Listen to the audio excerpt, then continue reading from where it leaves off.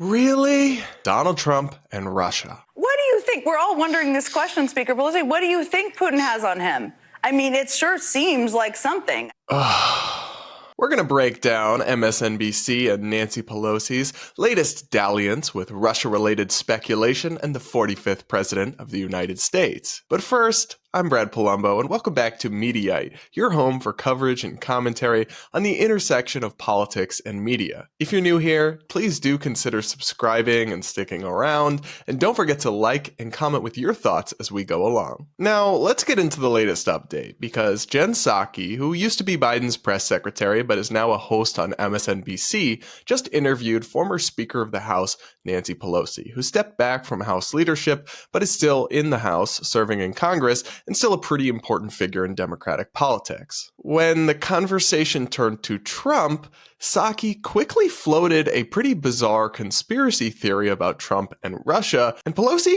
seemed to embrace it. What do you think? We're all wondering this question, Speaker Pelosi. What do you think Putin has on him? First of all, we must be sure that he does not step one foot into the White House, not as president or not as anything. He has brought disgrace to the White House, to these presidents. And now we have someone who had the honor of serving in the White House, didn't consider it an honor, didn't consider his oath of office to protect and defend the Constitution. And on this week, speaking out the way he did about Navalny shows you that he is a person without values. He looks like he's going to be a person without dollars either, but the values are what concern us. Yes, the dollars. So I don't know what he has on him, but I think it's probably financial. I think it's probably financial, either something financial he has on or something on the come. Guys, I just can't believe they're still doing this. Donald Trump, whatever you might think of him, right? Have your own opinion, is not financially compromised by Russia. If he was, that would have come out by now. It would have come out long ago, after years and years of intense media focus and investigation of all things Trump-Russia and multiple government investigations, including a special counsel specifically investigating this matter for nearly 2 years. Remember, special counsel Robert Mueller and his team of investigators and analysts did an extensive, exhaustive investigation into Trump's ties to Russia, including his financial ties, and that investigation was so extensive it actually cost taxpayers $32 million.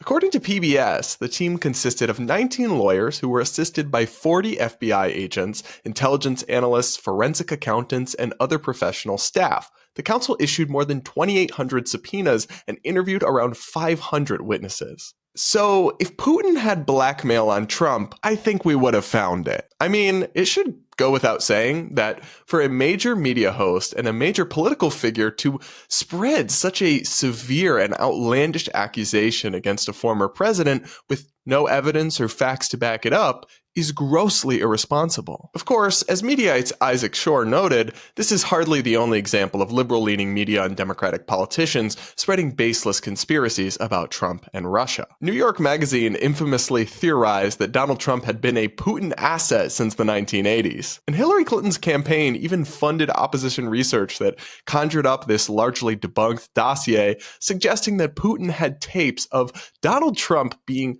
peed on by prostitutes. We're still waiting on those tapes to materialize all these years later. Part of what makes this all so ridiculous is that these same types of liberal media figures and progressive politicians love to warn about the dangers of misinformation. Now, of course, misinformation is a valid concern, but they often do this in kind of a sinister way to justify not so valid attempts at censorship. And when it comes to Donald Trump, they often become misinformation superspreaders in their own right. That's why a 2018 YouGov poll found that 67% of Democratic voters thought it was definitely or probably true that, quote, Russia tampered with vote tallies in order to get Donald Trump elected president. Of course, there's no factual basis whatsoever for this belief. It didn't happen. But many otherwise good-hearted Americans now believe something that simply isn't true, because Democratic politicians and liberal media outlets